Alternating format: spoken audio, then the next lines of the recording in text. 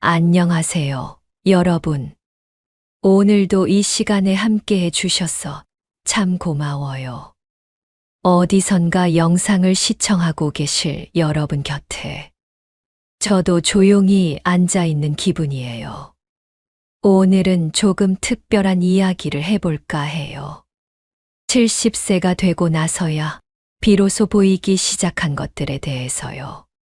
젊을 때는 몰랐어요. 아니, 알 수가 없었어요. 앞만 보고 달렸으니까요.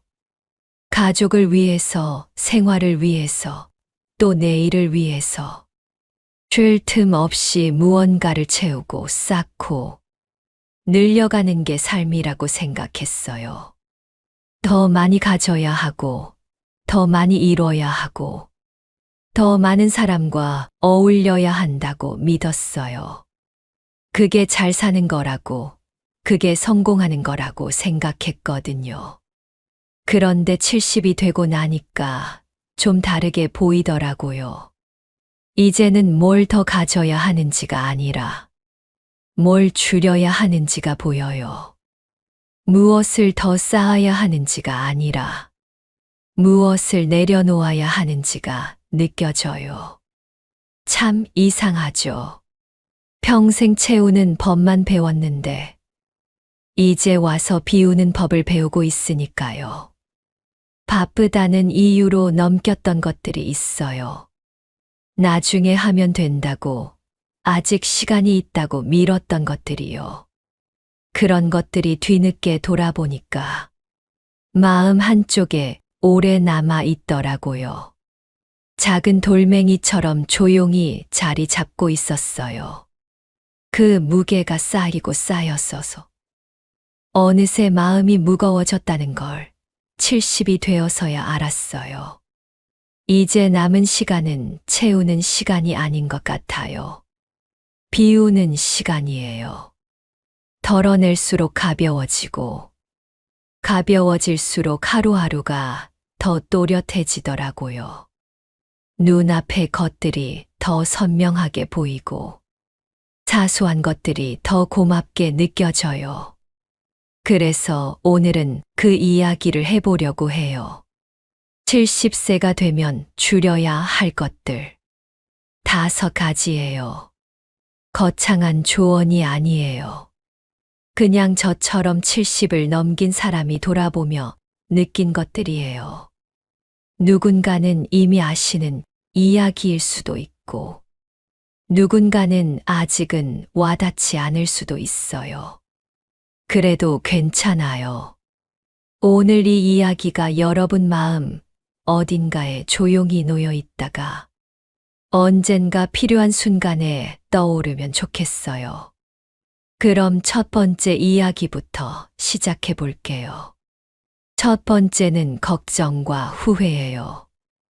아마 많은 분들이 고개를 끄덕이실 것 같아요. 우리 세대에 걱정 안 하고 살아온 사람이 어디 있겠어요. 저도 그랬어요. 눈 뜨면 걱정. 잠들기 전에도 걱정. 자식 걱정. 살림 걱정. 건강 걱정. 노후 걱정. 걱정이 끝나면 또 다른 걱정이 기다리고 있었어요. 한 고비를 넘기면 다음 고비가 왔고, 그게 끝나면 또 다른 게 시작됐어요. 평생 그렇게 살았어요. 젊을 때는 그게 당연한 줄 알았어요. 걱정을 해야 책임감 있는 거라고 생각했거든요. 엄마로서, 아내로서, 며느리로서 걱정하는 게 사랑이라고 믿었어요. 그런데 70이 넘고 나서 가만히 돌아보니까요.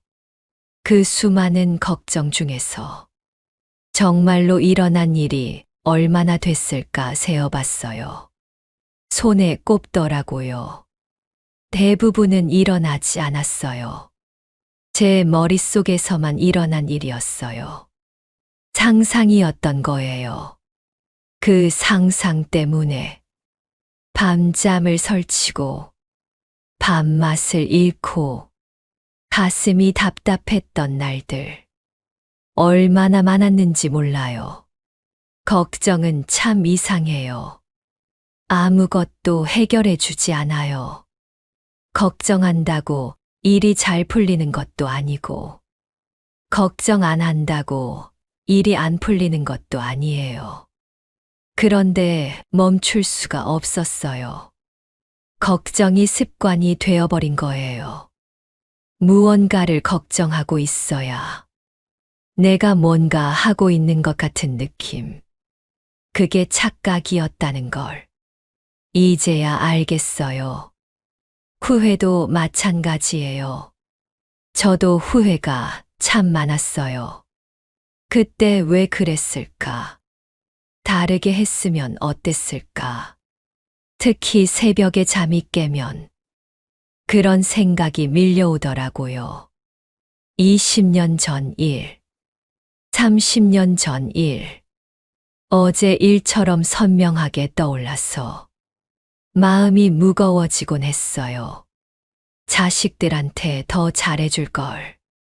배우자한테 더 다정하게 말할 걸. 부모님 살아계실 때 더 자주 찾아뵐 걸. 후회는 끝이 없었어요. 한 번 시작하면 꼬리에 꼬리를 물었어요. 그 생각에 빠지면 한참을 헤어나오지 못했어요. 그런데 어느 날 문득 이런 생각이 들더라고요. 후회한다고 해서 그때로 돌아갈 수 있는 게 아니잖아요. 지나간 일은 이미 지나간 거예요. 굳어버린 시멘트 같은 거예요. 아무리 두드려도 바뀌지 않아요. 바꿀 수 있는 건 오직 지금부터의 일뿐이에요. 그걸 깨닫고 나니까 마음이 조금 가벼워지더라고요. 후회를 완전히 없앨 수는 없어요. 그건 불가능해요. 다만 거기에 오래 머물지 않기로 했어요. 떠오르면 떠오르는 대로 두고 너무 오래 붙잡고 있지 않기로요. 걱정과 후회. 이 둘은 어찌 보면 쌍둥이 같아요. 걱정은 아직 오지 않은 미래를 붙잡고 있는 거고, 후회는 이미 지나간 과거를 붙잡고 있는 거예요. 둘 다 지금 여기가 아닌 곳에 마음을 두고 있는 거죠. 70년을 살아보니까 알겠더라고요. 우리한테 진짜 주어진 건 지금 이 순간뿐이라는 거. 과거도 미래도 손에 잡히지 않아요. 지금만이 진짜예요. 그래서 요즘은 이렇게 하려고 해요. 걱정이 떠오르면 아, 또 미래로 갔구나 하고 알아차려요. 후회가 떠오르면 아, 또 과거로 갔구나 하고 알아차려요. 그러고 나서 천천히 지금으로 돌아와요. 창밖을 보기도 하고, 따뜻한 차 향을 맡기도 하고, 그냥 내 숨소리를 느끼기도 해요. 물론 쉽지는 않아요. 60년 넘게 해온 습관을 하루아침에 바꿀 수는 없으니까요. 저도 아직 걱정하고, 아직 후회해요. 다만 예전보다 그 시간이 줄었어요. 조금씩, 조금씩. 그만큼 지금을 느끼는 시간이 늘었어요. 걱정을 줄이면 그 자리에 평온함이 들어오더라고요. 후회를 줄이면 그 자리에 감사함이 들어오더라고요. 비우면 비우는 만큼 다른 게 채워지는 것 같아요. 이게 제가 줄이기로 한 첫 번째 짐이에요. 걱정과 후회. 아직 다 내려놓지는 못했지만 조금씩 가벼워지고 있어요. 두 번째는 인간관계예요. 70년을 살다 보니 정말 많은 사람을 만났어요. 학교 친구, 직장 동료, 동네 이웃, 친척들, 모임에서 만난 사람들. 한때는 연락처가 빼곡했어요. 명절마다 안부 인사할 사람이 수십 명이었어요. 그런데 70이 넘고 나니까 곁에 남아있는 사람이 몇이나 될까 세어봤어요. 손가락으로 셀 수 있더라고요. 그 많던 사람들은 다 어디로 갔을까? 서운한 마음이 들기도 했어요. 그런데 가만히 생각해 보니까 사실 저도 그랬더라고요. 진짜 마음이 통했던 사람보다 어쩌다 보니 알게 된 사람이 더 많았어요. 의리로 만나고, 체면 때문에 연락하고, 끊기 애매해서 이어가던 관계들. 그런 게 대부분이었어요. 젊을 때는 사람이 많아야 좋은 줄 알았어요. 인맥이 넓어야 하고, 아는 사람이 많아야 하고, 어디 가서 아는 체 할 사람이 있어야 한다고 생각했어요. 그래서 모임도 열심히 나가고, 경조사도 빠지지 않으려고 했어요. 피곤해도 참았어요. 그게 사회생활이라고, 그게 어른으로서 해야 할 일이라고 생각했으니까요. 그런데 돌이켜보면요. 그렇게 억지로 맞추고, 억지로 유지했던 관계들이 저를 더 외롭게 만들었던 것 같아요. 사람은 많은데 마음을 털어놓을 곳이 없었어요. 만나고 돌아오면 더 지쳐 있었어요. 웃으면서 얘기했는데 집에 오면 허무했어요. 그게 진짜 관계였을까? 가끔 의문이 들었어요. 결혼하고 나서는 더 복잡했어요. 시댁 쪽 사람들, 남편 쪽 지인들, 아이들 학교에서 만난 엄마들. 나와 맞지 않아도 웃어야 했고, 불편해도 내색하면 안 됐어요. 그러다 보니까 정작 나와 마음이 맞는 사람을 만날 시간은 없었어요. 에너지가 남아나질 않았거든요. 70이 되고 나서야 깨달았어요. 필요한 건 사람의 수가 아니었어요. 마음이 닿는 몇 명이면 충분했어요. 전화하면 반가운 목소리로 받아주는 사람. 오랜만에 만나도 어색하지 않은 사람. 아무 말 안 해도 편한 사람. 그런 사람 서너 명이면 외롭지 않더라고요. 요즘은 연락처를 정리했어요. 5년 넘게 연락 안 한 사람. 만나면 피곤해지는 사람. 나를 불편하게 만드는 사람. 미련 없이 정리했어요. 처음에는 좀 그랬어요. 이래도 되나 싶기도 하고, 나쁜 사람 되는 거 아닌가 싶기도 하고. 그런데 정리하고 나니까 마음이 한결 가벼워지더라고요. 관계도 짐이 될 수 있다는 걸 이 나이에 알았어요. 좋은 관계는 에너지를 주지만 맞지 않는 관계는 에너지를 빼앗아가요. 이제는 늘리는 삶이 아니라 덜어내는 삶으로 가려고요. 남은 시간 진짜 소중한 사람들하고만 보내고 싶어요. 그게 욕심이 아니라 나를 지키는 방법이라는 걸 알았어요. 관계를 줄이니까 오히려 남은 관계가 더 깊어지더라고요. 자주 못 만나도 만나면 진심으로 반가워요. 그게 진짜 관계인 것 같아요. 이게 제가 줄이기로 한 두 번째예요. 불필요한 인간관계. 마음에 맞지 않는 사람까지 붙잡고 있을 필요 없어요. 그 에너지를 나를 위해 쓰는 게 맞는 것 같아요. 세 번째는 몸 이야기예요. 이건 정말 뼈 아프게 느끼고 있어요. 후회해도 소용없는 걸 알면서도 자꾸 생각나는 게 몸에 관한 거예요. 젊을 때는 몸이 쇠로 된 줄 알았어요. 밤새워도 괜찮았고, 무거운 거 들어도 끄떡없었고, 좀 아파도 하루 자고 나면 나았어요. 그래서 함부로 썼어요. 아끼지 않았어요. 아이들 키울 때가 제일 그랬어요. 밤중에 아이가 깨면 일어나고, 새벽에 일어나 밥 차리고, 하루 종일 살림하고, 저녁 되면 녹초가 됐어요. 그래도 쉬지 않았어요. 쉴 틈이 없었어요. 아이들 먹이고, 남편 챙기고, 시댁 신경 쓰고, 내 몸은 항상 맨 나중이었어요.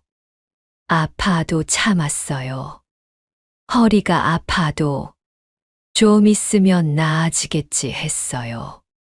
무릎이 시큰거려도 원래 나이 들면 그런 거지 했어요.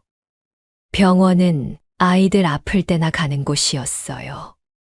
내가 아픈 건 대수롭지 않게 여겼어요.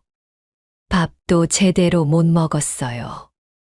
가족 밥상은 정성껏 차려놓고 정작 나는 서서 먹거나 남은 반찬으로 대충 때웠어요.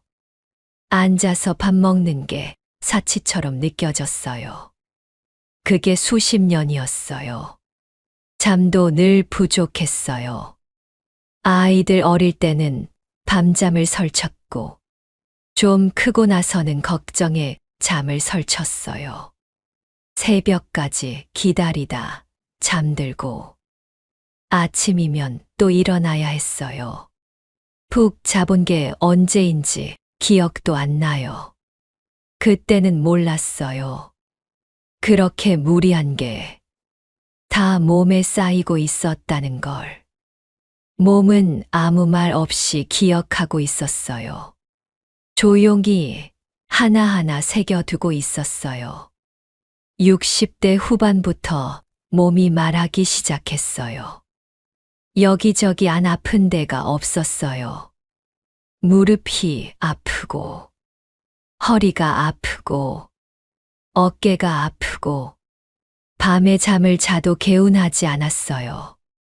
아침에 일어나는 게 힘들어졌어요. 병원에 가면 의사 선생님이 말씀하시더라고요. 오래 누적된 거예요. 젊을 때 무리하신 게 이제 나타나는 겁니다. 그 말이 가슴에 박혔어요. 내가 나를 얼마나 함부로 대했는지 그제야 느껴졌어요. 후회가 됐어요. 그때 조금만 더 쉴 걸. 그때 병원 한 번만 더 갈 걸. 그때 내 몸 좀 챙길 걸. 그런 생각이 자꾸 들었어요. 근데 이미 지난 일이에요. 돌이킬 수가 없어요. 70이 된 지금 할 수 있는 건 하나예요. 더 이상 무리하지 않는 것. 더 이상 몸을 혹사시키지 않는 것. 이제라도 줄이는 거예요. 무거운 건 안 들어요. 힘든 일은 도움을 청해요. 피곤하면 쉬어요. 예전 같으면 이 정도는 괜찮아 했을 일도 이제는 안 해요. 젊은 분들은 모르실 거예요. 지금 하는 무리가 20년 뒤에 어떻게 돌아오는지 몸은 잊지 않아요. 다 기억하고 있다가 나중에 청구서를 보내요. 그게 무섭더라고요. 그래서 말씀드리고 싶어요. 지금이라도 몸 좀 아끼세요. 무리하지 마세요. 오늘 참는 게 내일의 나를 아프게 해요. 지금 쉬는 게 나중에 나를 살리는 거예요. 이게 제가 줄이기로 한 세 번째예요. 몸을 혹사시키는 습관. 이미 망가진 건 어쩔 수 없지만 더 망가뜨리지는 않으려고요. 남은 날들, 이 몸으로 살아가야 하니까요. 네 번째는 고집과 자존심이에요. 이건 참 말하기 부끄럽기도 해요. 나 자신을 돌아봐야 하는 거니까요. 근데 70이 넘으니까 이제는 인정할 수 있겠더라고요. 저는 고집이 좀 있었어요. 내 방식대로 해야 직성이 풀렸어요. 내가 맞다고 생각하면 잘 안 꺾었어요. 그게 나쁜 건 줄 몰랐어요. 오히려 소신 있는 거라고 생각했어요. 자존심도 셌어요. 먼저 사과하는 거 정말 어려웠어요. 내가 틀렸다고 인정하는 거 입에서 안 나왔어요. 속으로는 알아도 말로는 못했어요. 남편하고 싸우면 그랬어요. 내가 좀 양보하면 될 일인데 그게 안 됐어요. 내가 왜 먼저 말해? 잘못한 건 저 사람인데? 그런 생각이 먼저 들었어요. 그래서 며칠씩 말을 안 했어요. 같은 집에 살면서 남처럼 지냈어요. 지나고 보면요. 싸움의 원인이 뭐였는지도 기억 안 나요. 별거 아닌 일이었어요. 정말 사소한 거였어요. 그런데 그 사소한 일에 며칠을 불편하게 보낸 거예요. 고집 때문에요. 자존심 때문에요. 자식들한테도 그랬어요. 내가 살아온 방식이 맞다고 생각했어요. 내 경험이 더 많으니까 내 말이 맞다고 믿었어요. 그래서 자꾸 가르치려 했어요. 충고한다고 했는데 아이들은 잔소리로 들었을 거예요. 아이들이 다르게 하면 못마땅했어요. 왜 저렇게 하지? 내 말대로 하면 될 텐데. 그런 생각이 얼굴에 나타났나 봐요. 아이들이 점점 말을 안 하더라고요. 나중엔 안부 전화도 뜸해졌어요. 며느리 들어오고 나서는 더 그랬어요. 내 방식대로 하라고. 은근히 눈치를 줬어요.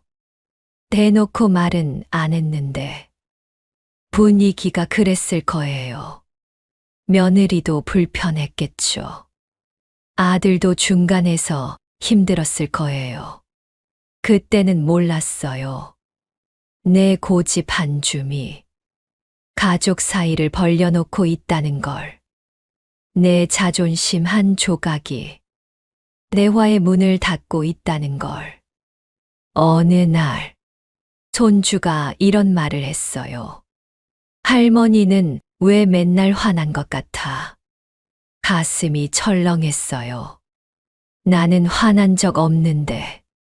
그냥 내 방식대로 한 건데. 근데 아이 눈에는 그렇게 보였던 거예요. 그날 밤에 많이 생각했어요. 내가 뭘 지키려고 이러는 걸까? 이 고집이 나한테 뭘 가져다 줬을까? 생각해 보니까 잃은 것만 많더라고요. 남편과의 다정함, 자식들과의 가까움, 며느리와의 편안함, 고집 지키려다 다 멀어졌어요. 70이 넘어서야 깨달았어요. 고집을 줄이면 사람이 다가오더라고요. 자존심을 내려놓으면 대화가 열리더라고요. 요즘은 먼저 말해요. 내가 좀 심했지. 그래, 내 말이 맞을 수도 있겠다. 예전 같으면 절대 못했을 말이에요. 근데 해보니까요. 별거 아니더라고요. 오히려 마음이 편해졌어요. 자식들한테도 안 그래요. 충고하고 싶어도 참아요. 물어보면 말하고, 안 물어보면 안 해요. 그랬더니 아이들이 먼저 연락해요. 엄마 요즘 뭐해? 엄마 밥 먹었어? 이런 전화가 오더라고요. 며느리한테도 달라졌어요. 예전엔 우리 집은 이렇게 해 그랬는데, 이제는 내가 편한 대로 해라고 해요. 그랬더니 며느리도 편해졌는지 먼저 말을 걸어요. 명절에 웃는 얼굴로 와요. 그게 얼마나 좋은지 몰라요. 고집, 자존심, 평생 지키려고 했던 것들인데 내려놓으니까 더 많은 게 돌아오더라고요. 가족이 돌아오고, 대화가 돌아오고, 웃음이 돌아왔어요. 잃어버릴 뻔한 것들을 이제야 다시 찾고 있어요. 늦었지만 다행이라고 생각해요. 더 늦기 전에 알아서요. 이게 제가 줄이기로 한 4번째예요. 고집과 자존심. 지키려고 하면 할수록 더 많은 걸 잃더라고요. 내려놓는 게 지는 게 아니에요. 내려놓는 게 이기는 거예요. 5번째는 나를 뒤로 미루는 습관이에요. 어쩌면 이게 가장 오래된 습관일지도 몰라요. 평생 그렇게 살아왔으니까요. 저는 늘 나중에를 입에 달고 살았어요. 하고 싶은 거 있어도 나중에 하지 뭐. 가고 싶은 데 있어도 나중에 가면 되지. 배우고 싶은 거 있어도 나중에 시간 나면 그 나중에가 언제인지도 모르면서 항상 그렇게 말했어요. 가족이 먼저였어요. 남편 뒷바라지, 아이들 챙기기, 시댁 일. 내 일은 항상 맨 뒤였어요. 아니, 순서에 끼지도 못했어요. 옷 한 벌 사도 그랬어요. 아이들 옷 먼저 사고, 남편 옷 먼저 사고, 나는 맨 나중이었어요. 그것도 이번엔 좀 사야지 하다가, 다음에 사지 뭐 하고 넘겼어요. 결국 안 샀어요. 밥 먹을 때도 그랬어요. 맛있는 반찬은 가족 먼저 줬어요. 고기 한 점도, 과일 한 조각도 나는 나중에 먹으면 된다고 생각했어요. 근데 나중엔 남은 게 없었어요. 젊을 때 꿈이 있었어요. 여행 가고 싶었어요. 제주도도 가보고 싶고, 바다가 보이는 곳에서 며칠 쉬고 싶었어요. 근데 못 갔어요. 아이들 어릴 때는 손이 많이 가서, 좀 크고 나서는 학비 때문에, 다 크고 나서는 결혼 자금 때문에, 항상 이유가 있었어요. 나는 항상 뒤로 밀렸어요.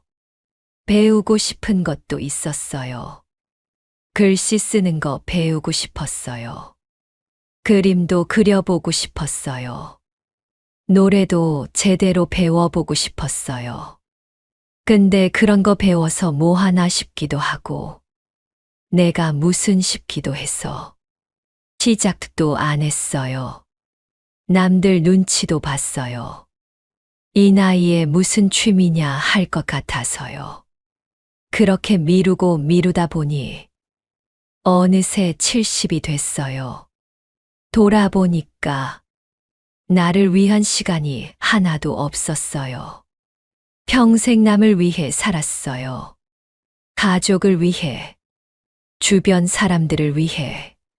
정작 나는 어디 있었을까요? 얼마 전에 친구를 만났어요. 오랜만에 만난 친구가 그러더라고요. 나 요즘 수채화 배워. 재밌어. 너도 해봐. 깜짝 놀랐어요. 70이 넘어서 뭘 배운다고. 근데 그 친구 얼굴이 환하더라고요. 눈이 반짝반짝했어요.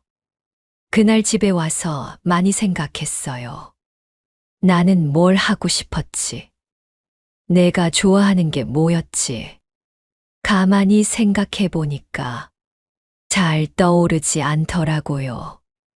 너무 오래 밀어놔서 내가 뭘 좋아하는지도 잊어버린 거예요. 그게 슬펐어요. 평생 살면서 나를 이렇게 몰랐다는 게. 남편이 뭘 좋아하는지는 알아요. 자식들이 뭘 좋아하는지도 알아요. 근데 내가 뭘 좋아하는지는 잘 모르겠더라고요. 70이 되고 나서야 깨달았어요. 가장 줄여야 하는 건 나를 뒤로 미루는 습관이라는 걸. 이제 더 미루면 안 돼요. 나중은 없을 수도 있어요. 그래서 요즘은 달라지려고 해요. 작은 것부터 시작했어요. 먹고 싶은 거 있으면 그냥 먹어요. 가고 싶은 데 있으면 일단 가봐요. 나중에라는 말 안 하려고 해요. 얼마 전에 혼자 카페에 갔어요. 창가 자리에 앉아서 커피 한 잔 마시면서 1시간을 그냥 앉아 있었어요.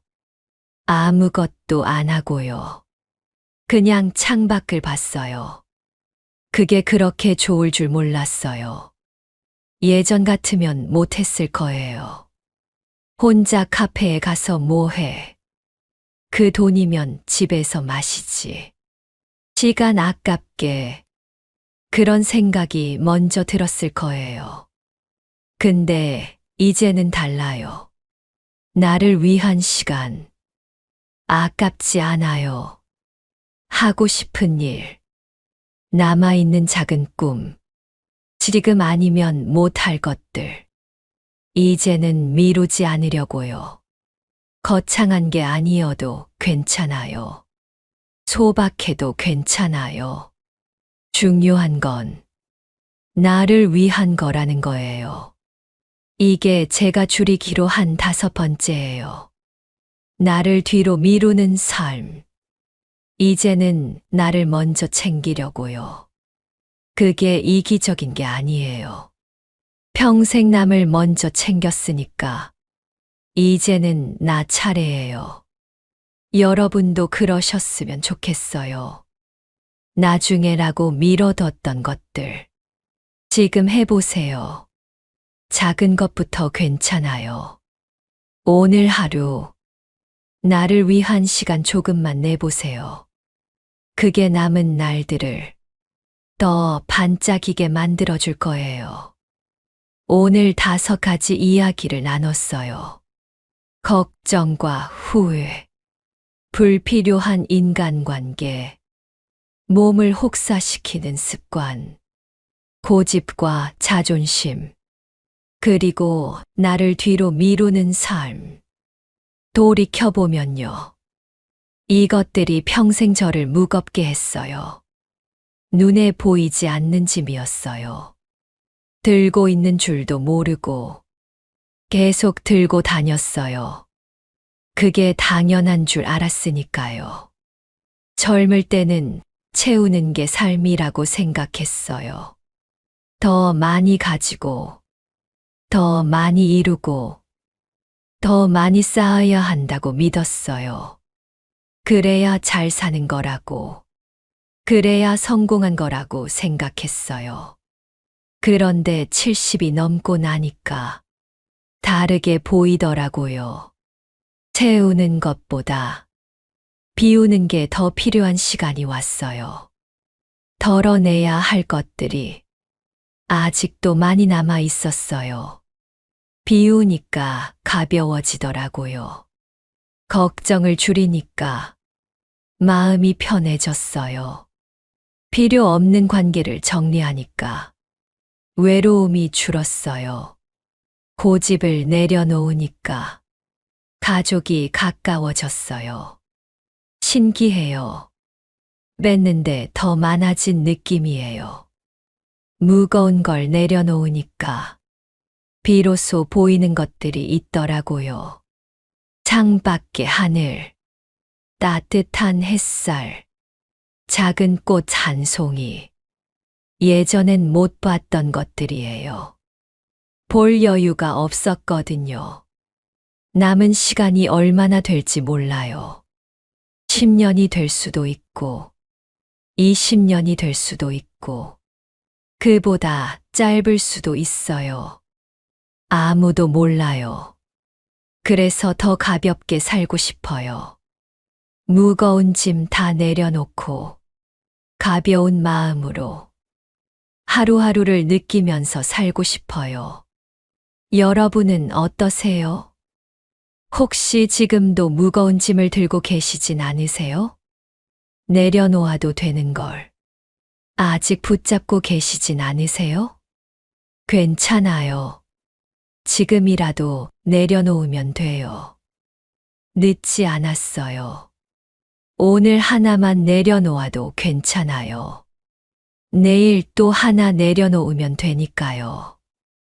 조금씩, 천천히, 덜어낼수록 가벼워지고, 가벼워질수록 남은 시간이 더 반짝여요. 그게 70이 넘어서 알게 된 가장 소중한 깨달음이에요. 오늘 이 이야기가 여러분 마음 어딘가에 조용히 닿았으면 좋겠어요. 오늘 하루도 조금 더 가볍게, 조금 더 따뜻하게 보내셨으면 해요. 여기까지 들어주셔서 고마워요. 다음에 또 찾아올게요. 그때까지 건강하시고요. 많은 분들이 이렇게 말씀하십니다. 노후에는 병원 옆이 최고지. 맞는 말 같지만 정말 그럴까요? 병원은 아플 때만 찾습니다. 하지만 매일, 매주 꾸준히 삶을 지탱해주는 건 다른 곳들입니다. 노후의 진짜 행복한 집은 병원보다 더 중요한 이곳 옆에 있습니다. 오늘 영상에서는 혼자 살아도 외롭지 않고 삶에 힘이 되는 집의 조건, 그리고 병원보다 더 중요한 생활 기반에 대해 이야기하겠습니다. 혹시 지금 이런 고민 있으신가요? 어떤 동네에 살아야 덜 외로울까? 집을 줄여야 할까? 아니면 버텨야 할까? 이 영상이 가장 현실적이고 따뜻한 답이 될 겁니다. 절대 놓치지 마세요. 노후에 좋은 집. 첫 번째는 복지관과 주민센터 옆입니다. 병원은 아플 때만 갑니다. 하지만 복지관은 매일, 매주 갈 수 있습니다. 많은 분들이 이렇게 생각하십니다. 복지관? 그냥 시간 때우는 곳 아니야? 전혀 그렇지 않습니다. 복지관은 노후의 가장 강력한 생명줄입니다. 70대 김말자 어르신은 남편을 먼저 떠나보내고 깊은 우울증에 빠졌습니다. 하루 종일 집에만 있으니 세상과 단절된 기분이었습니다. 그러던 어느 날 옆집 할머니가 말했습니다. 복지관에서 합창단 하는데 한번 나와 보시지 그래요? 처음에는 망설였습니다. 내가 뭘 안다고 합창을. 하지만 용기를 내어 나가 보니 70대, 80대 어르신들이 또렷한 목소리로 노래를 부르고 있었습니다. 김말자 어르신은 그 순간을 이렇게 기억합니다. 아, 나도 아직 살아있구나. 목소리도 나오고 웃을 수도 있구나. 3개월 후 김말자 어르신은 합창단의 핵심 멤버가 되었습니다. 매주 화요일, 목요일이면 어김없이 복지관으로 향합니다. 그녀는 이렇게 말했습니다. 약보다 노래가 더 저를 살렸어요.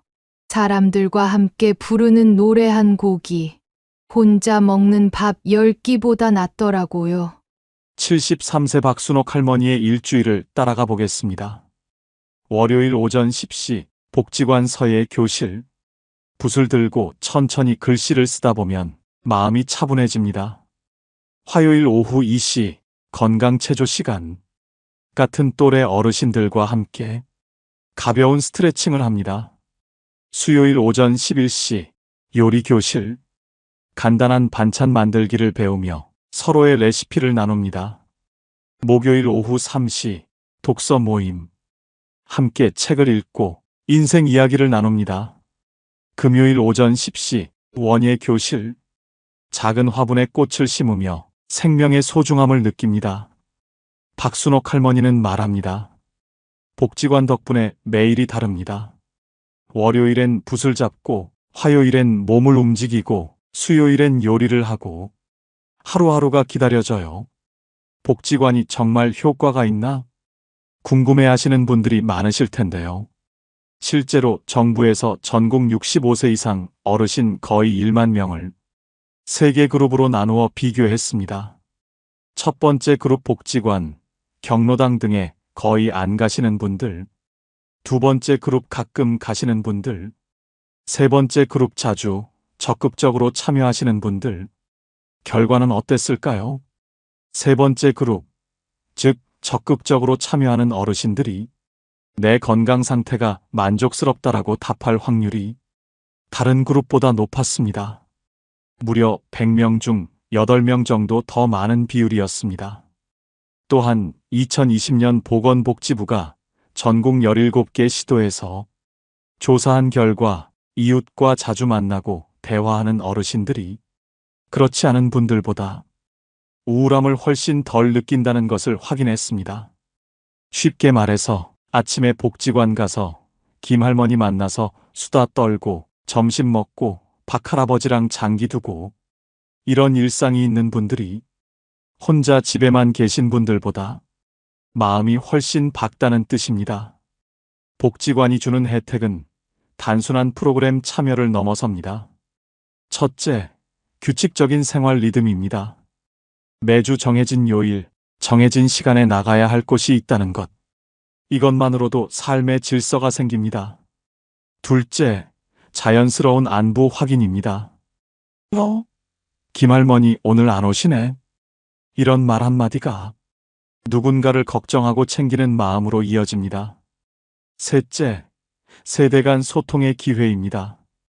복지관에는 60대부터 90대까지 다양한 연령대가 함께 활동합니다.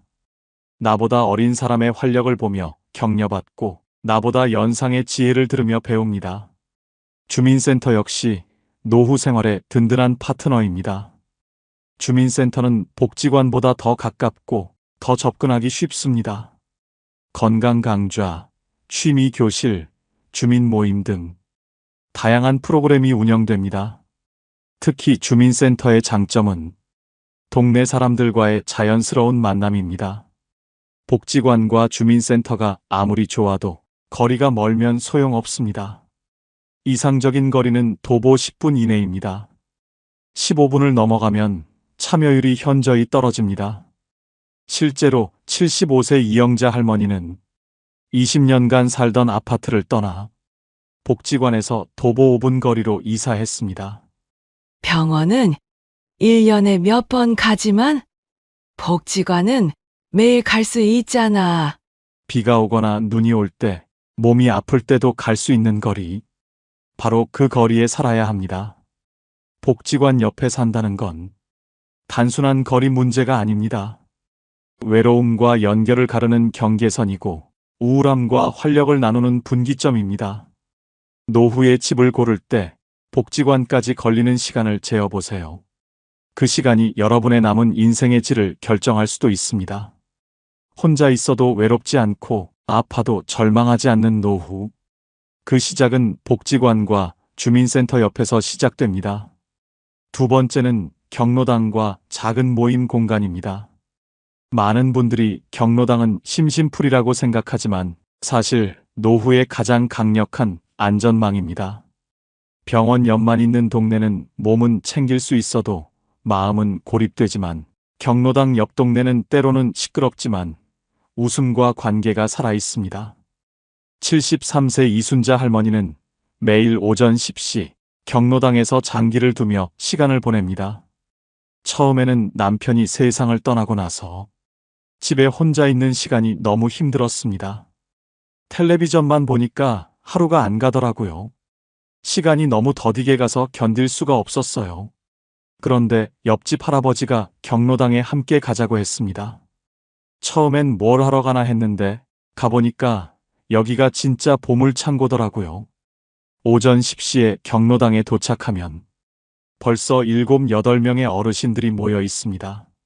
장기를 두는 분들, 화투를 치는 분들, 그냥 앉아서 이야기하는 분들. 이순자 할머니는 장기를 배워서 이제 동네에서 제법 실력자로 소문났습니다. 장기 두면서 머리도 쓰고 이기면 기분도 좋고 저도 다음엔 이겨야지 하는 마음이 생겨요. 점심시간이 되면 모두 함께 밥을 먹습니다. 각자 집에서 가져온 반찬을 나눠 먹으며 오늘 있었던 일들을 나눕니다.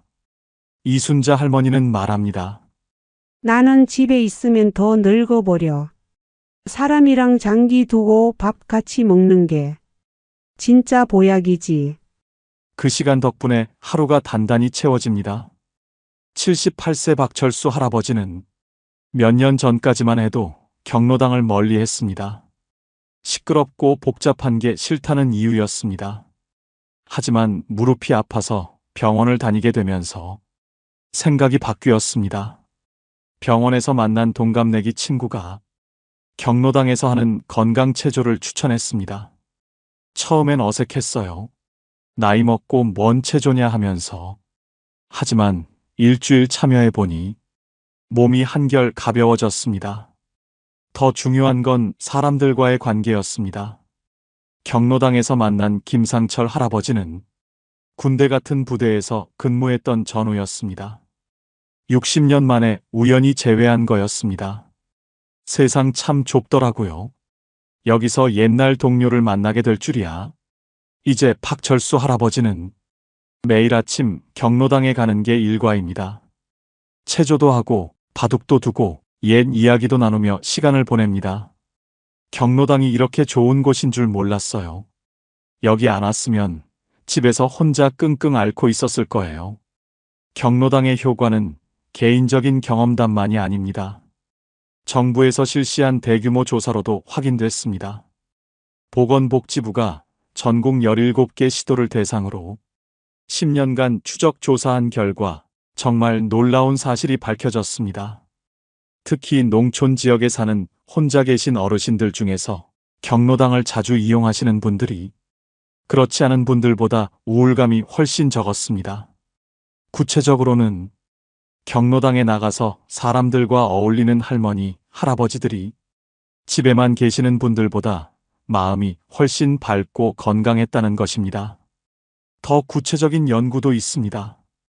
전라북도 김제시에서는 전국 최초로 경로당을 단순한 놀이 공간이 아니라 어르신들이 함께 생활할 수 있는 공간으로 만들었습니다. 756명의 어르신을 대상으로 조사한 결과 경로당을 적극적으로 이용하신 분들일수록 생활 만족도가 높았습니다. 특히 우울감이 적고 경로당 이용에 만족하는 분들일수록 전반적인 삶의 만족도도 높다는 것을 확인했습니다. 이를 쉽게 풀어서 설명하면 경로당에서 사람들과 함께 시간을 보내는 어르신들이 혼자 계시는 분들보다 훨씬 행복하게 지내신다는 뜻입니다. 경로당의 장점을 구체적으로 살펴보면 다음과 같습니다. 첫째, 매일 만나는 익숙한 얼굴들입니다. 복지관보다 더 가깝고 더 편안합니다. 동네 어르신들과의 자연스러운 만남이 이어집니다. 둘째, 자유로운 분위기입니다. 정해진 프로그램보다는 편안하게 이야기하고 놀 수 있는 공간입니다. 셋째, 상부상조의 문화입니다. 오늘 김할머니 안 보이네? 이런 자연스러운 안부 확인이 서로를 챙기는 마음으로 이어집니다. 넷째, 경제적 부담이 없습니다. 특별한 회비나 참가비 없이 누구나 자유롭게 이용할 수 있습니다. 경로당 외에도 동네 곳곳에 작은 모임 공간들이 중요합니다. 마을회관, 주민자치센터, 심지어 동네 카페나 찻집도 역할을 합니다. 중요한 건 규모가 아니라 접근성입니다. 걸어서 갈 수 있는 거리에 매일 만날 수 있는 사람들이 있다는 것. 그게 노후의 가장 큰 자산입니다. 노후의 가장 큰 적은 병이 아니라 고립입니다. 경로당은 그 고립을 막아주는 현실적이고 효과적인 장치입니다. 혹시 여러분은 경로당에 대해 어떤 이미지를 갖고 계신가요? 너무 시끄럽다고 피하고 싶으신가요? 아니면 사람 냄새 나는 곳이라 생각하시나요? 사람 냄새야말로 노후에 가장 필요한 영양소입니다. 경로당 옆에 사는 것, 그것은 외로움을 이기는 가장 확실한 방법일지도 모릅니다. 세 번째는 공원과 산책로입니다. 병원 옆에 살면 아플 때 도움이 됩니다. 하지만 공원 옆에 살면 아프지 않게 살아갑니다. 이것은 단순한 추측이 아니라 수많은 연구로 입증된 사실입니다. 76세 한영수 할아버지는 아내를 잃고 나서 깊은 우울증에 빠졌습니다.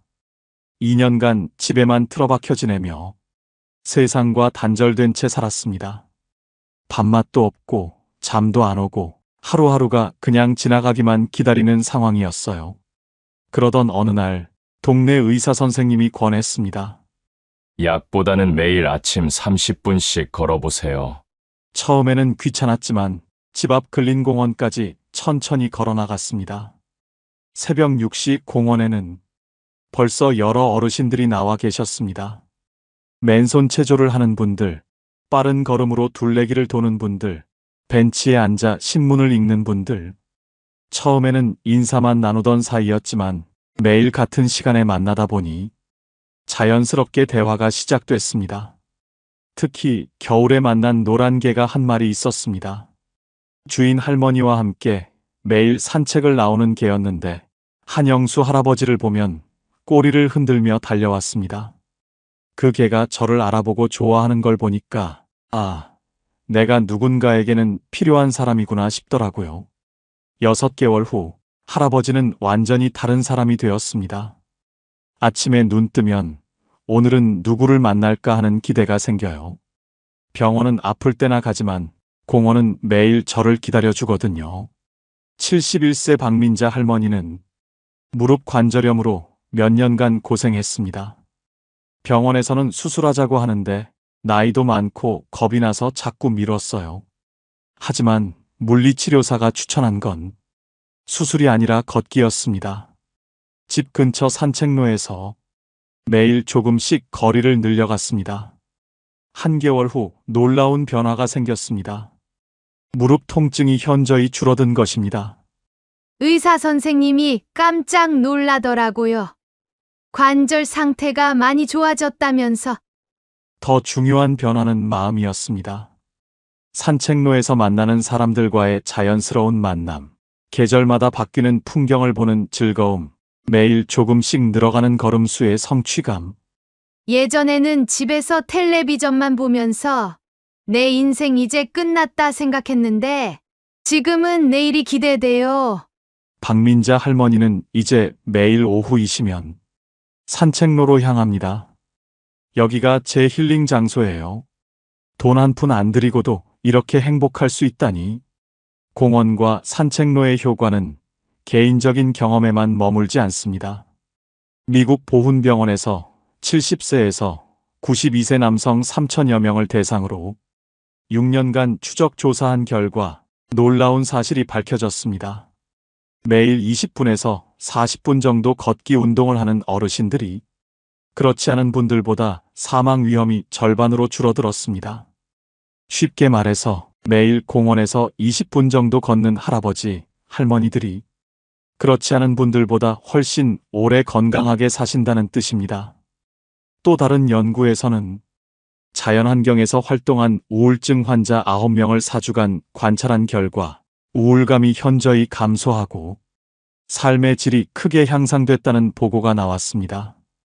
2020년 보건복지부가 전국을 대상으로 실시한 대규모 조사에서도 흥미로운 사실이 밝혀졌습니다.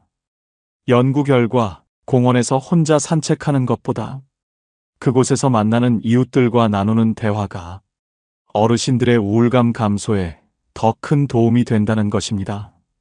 즉, 공원의 진짜 가치는 단순히 공기가 맑아서가 아니라 그곳에서 만나는 사람들과의 관계에 있다는 뜻입니다. 공원과 산책로의 장점을 정리하면 다음과 같습니다. 첫째, 자연스러운 운동 공간입니다. 헬스장처럼 부담스럽지 않으면서도 매일 꾸준히 몸을 움직일 수 있습니다. 둘째, 계절의 변화를 느낄 수 있습니다. 봄꽃, 여름 녹음, 가을 단풍, 겨울 설경. 이런 자연의 변화가 마음에 활력을 줍니다. 셋째, 자연스러운 사회적 만남의 장소입니다. 산책하다가 만나는 이웃들, 개를 산책시키는 분들과의 인사, 벤치에서 나누는 짧은 대화들이 외로움을 달래줍니다. 넷째, 햇빛을 받을 수 있습니다. 실내에만 있으면 부족한 비타민 D를 보충하고 햇빛이 우울감을 개선하는 효과도 있습니다. 공원과 산책로가 아무리 좋아도 집에서 너무 멀면 소용없습니다. 이상적인 거리는 도보 15분 이내입니다. 20분을 넘어가면 매일 나가기 어려워집니다. 특히 겨울이나 비 오는 날에도 부담 없이 나갈 수 있는 거리여야 합니다. 공원 옆에 사는 것, 이것은 노후의 건강보험이자 심리치료실입니다. 매일 만나는 얼굴 하나, 계절마다 바뀌는 풍경 하나, 꾸준히 걷는 발걸음 하나하나가 노후를 지탱해주는 힘이 됩니다. 여러분은 아침에 산책을 나가면 누구와 마주치시나요? 그 얼굴 하나가 여러분의 삶을 지탱해 줄 수 있습니다. 집을 고를 때 공원까지의 거리를 재어보세요. 그 거리가 여러분의 남은 인생의 건강과 행복을 좌우할 수도 있습니다. 네 번째는 마트와 시장입니다. 병원은 가끔 가지만 시장은 매일 갑니다. 많은 분들이 마트나 시장을 단순한 쇼핑 공간으로 생각하지만 노후에는 이곳이 중요한 사회적 만남의 장소가 됩니다. 74세 김영자 어르신은 매일 오전 10시면 동네 전통시장으로 향합니다. 30년 넘게 단골로 다니는 채소 가게가 있습니다. 사장님 부부도 이제 60대가 되었지만 여전히 김영자 어르신을 반갑게 맞이합니다. 할머니, 오늘은 시금치가 정말 싱싱해요. 이거 하나 더 드릴게요. 이런 대화 한마디가 하루의 외로움을 녹여줍니다. 김영자 어르신에게는 장보기가 단순한 식료품 구매가 아닙니다. 채소 가게에서 오늘의 특가 정보를 듣고, 과일 가게에서 당도 좋은 사과를 고르며, 생선 가게에서 손질법을 배우고, 반찬 가게에서 새로운 메뉴를 발견합니다. 각 가게를 돌며 나누는 짧은 대화들이 모여서 하루를 채워줍니다. 요즘 물가가 참 많이 올랐네요. 그래도 할머니는 건강하시니까 다행이에요. 우리 손자가 이번에 취업했어요. 이런 소소한 이야기들이 김영자 어르신에게는 소중한 소통입니다. 대형 마트도 있지만 거기는 너무 차가워요. 여기는 사람 냄새가 나서 좋아요. 78세 이철수 할아버지는 아내가 치매에 걸린 후 장보기를 맡게 되었습니다. 처음에는 뭘 사야 할지, 어디서 사야 할지 막막했습니다. 하지만 동네 중소형 마트의 사장님이 친절하게 도움을 주기 시작했습니다. 할아버지, 오늘은 뭐가 필요하세요? 아, 두부가 떨어져 간다고 하셨죠? 사장님은 이철수 할아버지가 자주 사는 물건들을 기억해두고 챙겨줍니다. 이 우유는 유통기한이 좀 짧으니까 이쪽 걸로 드세요. 할머니 드실 죽도 새로 들어왔어요. 소화도 잘 되고 영양가도 좋대요. 이런 세심한 배려가 이철수 할아버지에게는 큰 위로가 됩니다. 마트에서 만나는 다른 고객들과도 자연스럽게 대화를 나누게 되었습니다. 할아버지도 오셨네요. 오늘 생선이 싱싱해 보이네요. 이제 이철수 할아버지에게 마트 가기는 하루의 중요한 일과가 되었습니다. 집에만 있으면 답답한데 마트에 나오면 사람들과 이야기도 하고 기분이 좋아져요. 마트와 시장에서의 만남이 왜 중요한지 정부 연구 결과가 이를 보여줍니다. 2020년 국민연금연구원에서 전국 어르신들을 대상으로 조사한 결과 안타까운 현실이 드러났습니다. 경제적으로 어려운 어르신들이 버스비까지 아껴야 해서 집에만 계시는 경우가 많다는 것입니다. 하지만 이는 반대로 가까운 마트나 시장에서 일상적인 만남을 갖는 것이 이런 외로움을 막는 중요한 방법이라는 뜻이기도 합니다. 보건복지부가 전국 17개 지역 어르신들을 조사한 결과에서도 비슷한 사실이 나타났습니다. 이웃들과 자주 만나고 대화하는 어르신들이 그렇지 않은 분들보다 우울감이 훨씬 적었다는 것입니다. 쉽게 말해서 마트 사장님과 안부 인사를 나누고 시장 상인들과 가격 흥정을 하고 다른 손님들과 짧은 대화를 나누는 이런 일상적인 만남이 어르신들의 마음 건강에 직접적으로 도움이 된다는 뜻입니다. 마트와 시장에서 가장 중요한 건 단골 관계입니다. 서울시에서 실시한 한 조사에 따르면 단골 가게가 있는 어르신들이 그렇지 않은 분들보다 사회적 고립 위험이 현저히 낮았다고 합니다. 단골 관계에서 나오는 것들을 보면 이름을 불러주는 친밀감, 취향을 기억해주는 배려, 안부를 묻는 관심, 좋은 상품을 추천해주는 정보가 있습니다. 이런 것들이 모여서 어르신들의 하루를 따뜻하게 만듭니다. 대형마트는 한 번에 많은 것을 살 수 있고 주차도 편리하지만 관계는 단절되고 기계적인 계산만 있을 뿐 사람의 정은 느끼기 어렵습니다. 전통시장은 웃음과 대화가 있고 정도 느낄 수 있고 흥정하는 재미도 있지만 집에서 좀 멀 수 있다는 아쉬움이 있습니다. 동네 마트는 가깝고 친밀하고 편리하지만 큰 마트보다는 선택의 폭이 좁을 수 있습니다. 하지만 노후에는 편의성보다 인간적 관계가 더 중요합니다. 마트나 시장이 아무리 좋아도 너무 멀면 소용없습니다. 이상적인 거리는 도보 10분 이내입니다. 매일 가야 하는 곳이므로 가까워야 합니다. 특히 무거운 물건을 들고 돌아와야 하는 점을 고려하면 더욱 가까운 게 좋습니다. 병원은 몸을 고치지만 시장은 마음을 살립니다. 단골 가게 사장님이 이름을 불러주실 때 오늘 뭐 필요한 거 있으세요? 하고 물어봐 주실 때 그 순간의 따뜻함이 하루를 버텨내게 해줍니다. 여러분은 단골 가게가 있으신가요? 사장님이 이름을 불러주실 때 어떤 기분이 드시나요? 집을 고를 때 마트와 시장까지의 거리도 재어보세요. 매일 만날 수 있는 친근한 얼굴들이 여러분의 노후를 훨씬 풍요롭게 만들어줄 것입니다. 5번째는 도서관과 체육센터입니다. 조용히 책만 읽는 곳, 혼자서만 운동하는 곳이라고 생각하기 쉽지만 실제로는 새로운 만남을 만들어주는 소중한 공간입니다.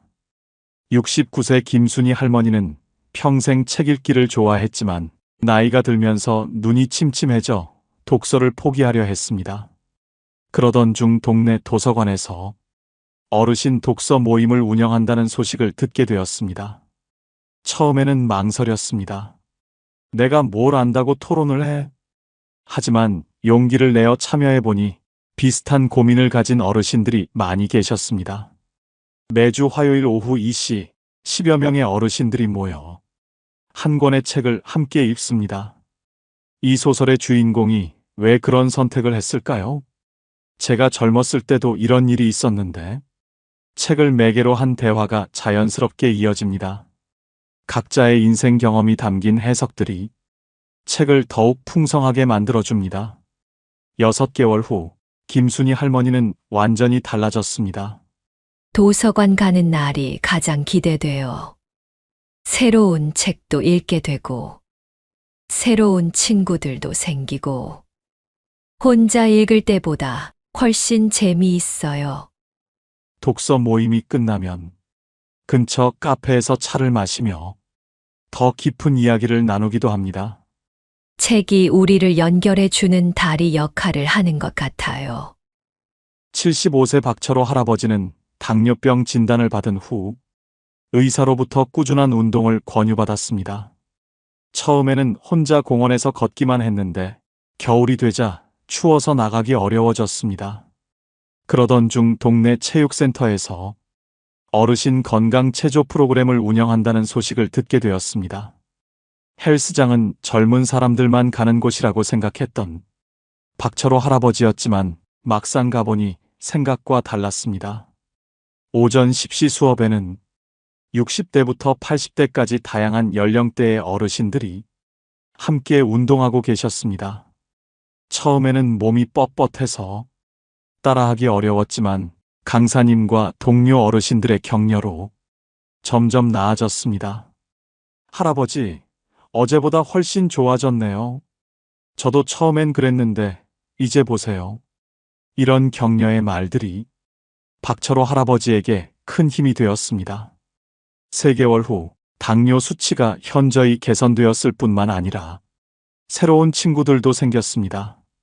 운동 후에는 체육센터 휴게실에서 건강 정보를 나누고 가끔은 함께 식사도 합니다. 운동하러 온 건데 친구까지 얻었네요. 이제 하루가 기다려져요. 체육센터에서 운동하는 어르신들의 변화가 개인적인 경험에만 머물지 않는다는 것을 정부 조사 결과가 보여줍니다. 보건복지부가 전국 노인 9,920명을 대상으로 실시한 조사를 분석한 결과 꾸준히 신체 활동을 하는 어르신들이 그렇지 않은 분들보다 전반적으로 더 건강하고 활기찬 것으로 나타났습니다. 또 다른 연구에서는 헬스클럽을 이용하는 노인 239명을 조사한 결과 체육센터에서 만나는 사람들과의 즐거운 경험이 운동을 더 재미있게 만들고 그 재미가 꾸준한 운동으로 이어진다는 것을 확인했습니다. 연구진들이 발견한 또 다른 중요한 사실은 경제적으로 어려운 어르신들일수록 도서관이나 체육센터 같은 공공시설을 더 자주, 더 오래 이용한다는 것입니다. 즉, 이런 시설들이 단순한 편의시설이 아니라 사회적 고립을 막는 중요한 안전망 역할을 한다는 뜻입니다. 도서관은 단순히 책을 빌리는 곳이 아닙니다. 독서 모임, 문화 강좌, 영화 상영회, 전시회, 강연회 등 다양한 프로그램이 운영됩니다. 이런 프로그램들을 통해 비슷한 관심사를 가진 사람들을 자연스럽게 만날 수 있습니다. 특히 조용한 분위기를 좋아하는 어르신들에게는 부담 없이 참여할 수 있는 좋은 공간입니다. 체육센터는 건강을 챙기면서 동시에 사람들과 만날 수 있는 일석이조의 공간입니다. 수영, 헬스, 요가, 에어로빅, 탁구 등 다양한 프로그램이 연령대별로 운영됩니다. 같은 프로그램에 참여하는 사람들과는 자연스럽게 친해질 수 있습니다. 운동 실력보다는 꾸준히 참여하는 마음가짐이 중요합니다. 도서관은 대부분 무료로 이용할 수 있고 체육센터도 민간 시설보다 훨씬 저렴합니다. 이상적인 거리는 대중교통으로 30분 이내, 가능하면 도보 20분 이내가 좋습니다. 너무 멀면 꾸준히 다니기 어렵고 날씨가 나쁜 날에는 포기하게 될 수 있습니다. 도서관과 체육센터는 혼자 살아도 외롭지 않게 만드는 루틴을 제공합니다. 매주 정해진 시간에 갈 곳이 있고 그곳에서 만날 사람들이 있다는 것. 이것만으로도 삶이 훨씬 풍요로워집니다. 책을 통해 마음을 나누고 운동을 통해 몸과 마음을 건강하게 만들며 그 과정에서 만나는 사람들과 우정을 쌓아가는 것. 이것이 바로 도서관과 체육센터가 주는 특별한 선물입니다. 집을 고를 때 이런 시설들까지의 거리도 확인해 보세요. 여러분의 노후를 더욱 활기차고 의미 있게 만들어줄 소중한 공간들입니다. 정리하겠습니다. 노후의 집을 고를 때 많은 분들이 병원 옆을 먼저 봅니다. 하지만 진짜는 다릅니다.